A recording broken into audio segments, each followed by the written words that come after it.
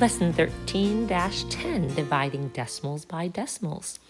All right, so in this lesson, we are going to learn how to divide when the dividend is a decimal and also the divisor is a decimal. Okay, and this will not be too different from what you've already done. 3 simple steps to get this back to basically just a long division problem. Step number 1 is you are going to look at your divisor, and you want this divisor here to always be a whole number. Okay, right now it is not a whole number. Right now it is a decimal. So in order to make it a whole number, we've got to take this decimal and we've got to move it over 1 spot to right here. Okay, so now the decimal is right there. So in order to not change the value of our division problem, we also need to move the decimal in the dividend, over 1 spot so that it matches. Whatever you do to the dividend, if you do it also to the divisor and vice versa, then it does not change the value of your quotient. After you have moved your decimal point over in the divisor, matched it in the dividend, you need to put your decimal up in your quotient, and then you are ready to go and just do long division. So step number 1, move the decimal in the divisor over enough spaces to make it a whole number. 2, move the decimal point in the dividend the same amount of spots as you did in the divisor. Step number 3, put your decimal up in your quotient, and then do long division as normal. All right, so let's try a few problems here. All right, we already said that in order to make our divisor a whole number here, we moved it over 1 spot. In order to make it match, we moved it over to here. And third step is to put it up here in our quotient. All right, now we're just doing long division as if these were whole numbers. So 24 goes into 4 how many times? 0, it can't. So we're going to say 24 into 43. How many times does that go in? It goes in there once only, because 2 times would be 48. So that does not quite fit. So 1 times 24 is 24. We're going to subtract. All right, now we've got 3 minus 4. Well, we can't do that. We need to change this to a 3 and this to a 13. 13 minus 4 is 9. 3 minus 2 is 1. And we're going to check and make sure. Yes, it is smaller than our 24, so we did a good job. So that means we can move on and bring down our 2. All right, now we have 24 going into 192. All right, we're going to have to kind of think about this. All right, so we are going to do some rounding to compatible numbers. So let's look.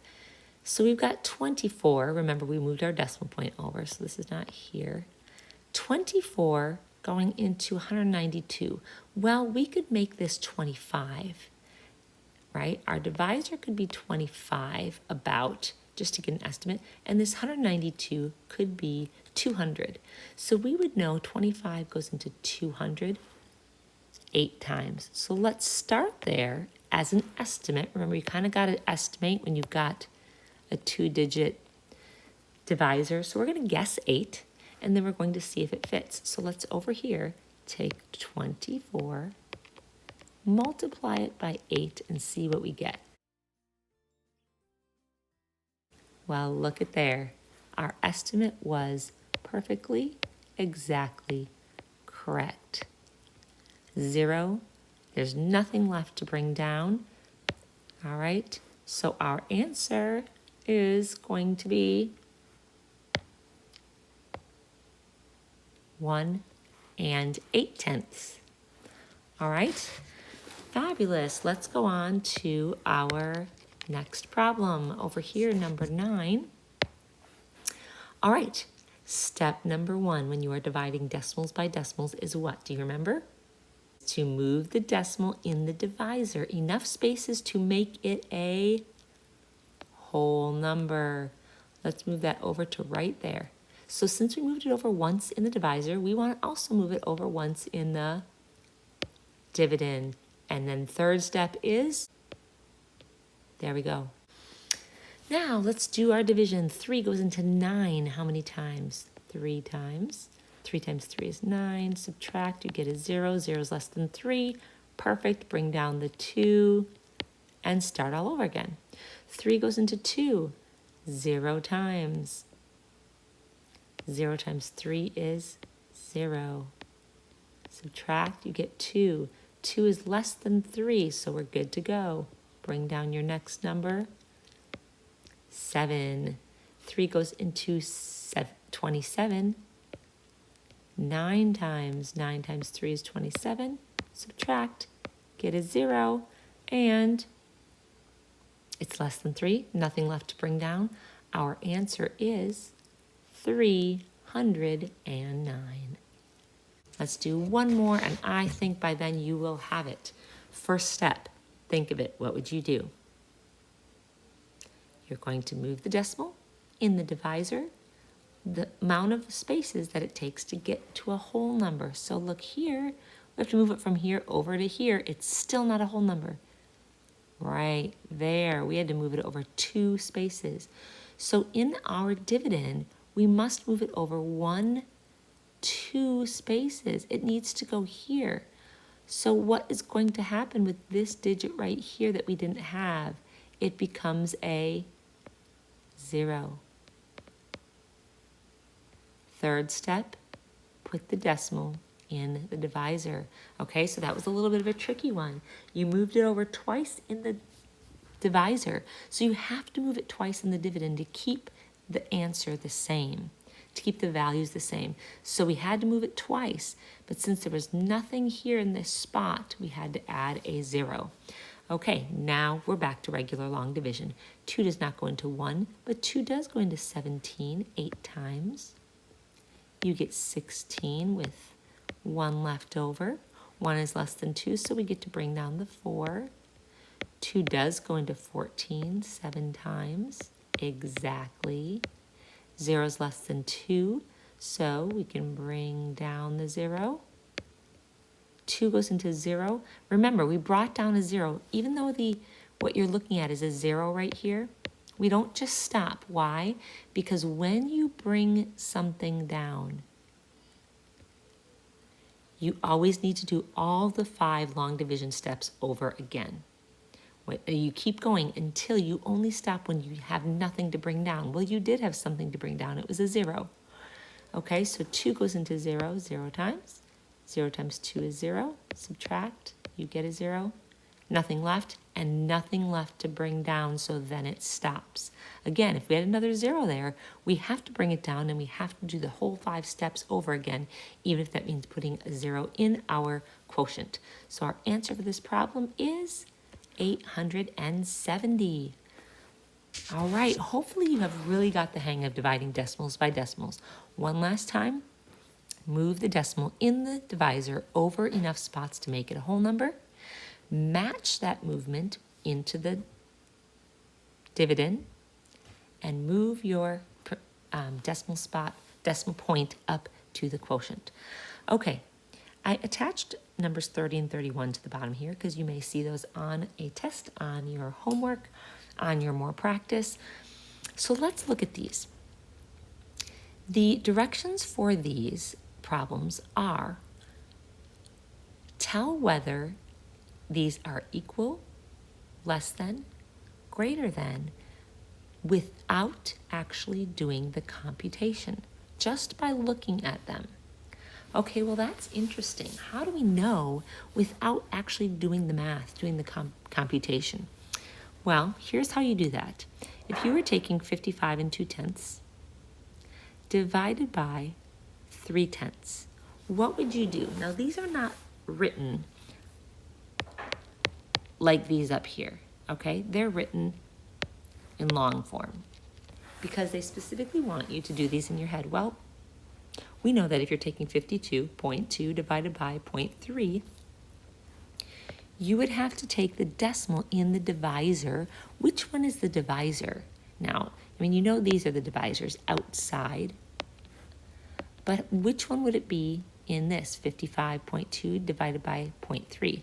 Well, if you write that out, you would write 55.2, you're dividing it by 0.3. Okay, it is the thing that you are dividing it by, the amount of groups that you are dividing them into. That is your divisor. So we move our decimal point in our divisor from in front of the 3, move it over to here. So it is now 3 wholes. We need to also do that over here. So now we have 552 divided by 3 is less than or greater than or equal to 26.08 divided by 0.4. Well, we've got to move this over to make our divisor a whole number, which means we must move this over. Okay, so now you have 260.8 divided by 4. Okay, so which one of these is going to be greater than, less than, or equal to? So think in your head, if we have 552 items and we're dividing them into 3 groups, or we only have 260 items and we're dividing those into 4 groups, which one of these would be greater than, less than, or equal to? Okay, think about that. I have 552 cookies. I'm dividing them between 3 grades. Or I have 260 cookies only, and I'm dividing them amongst 4 grades. Well, definitely I'd want the 552 cookies. That's way more, and you're dividing them amongst fewer groups. So this one is easily going to be greater. Do you see how I did that without doing any math? I just wrote out my problems, figuring out where the decimal is going to be, and then I can look at it. And just using my mind in a practical way, I can figure out which one is going to be a bigger quotient. Let's try number 31. All right, so here I've got 0.96 or 96 hundredths divided by 8 hundredths. All right, we got some decimal moving to do. Now remember, you're dividing this by this. The thing you are dividing it by is the divisor. So I've got to move the decimal point in the divisor over once, twice. Now it's going to be 8. So I'm going to do the same thing over here. Once, twice. So now I've got 96 divided by 8 is greater than, less than, or equal to, what do we have over here? 6 and 600ths divided by 6 hundredths. So I've got to move this over once, twice. Put it right there. So now we have 6 wholes. And we've got to move this one over once, twice to match. So I have 606. All right, now let's use our heads without having to compute this. If I have 96 items and I'm dividing them amongst 8 classes, or I have 606 items and I'm dividing them amongst 6 classes, all right, which one is going to be more? Definitely this one. Hopefully you got that. Thanks, you guys are doing great.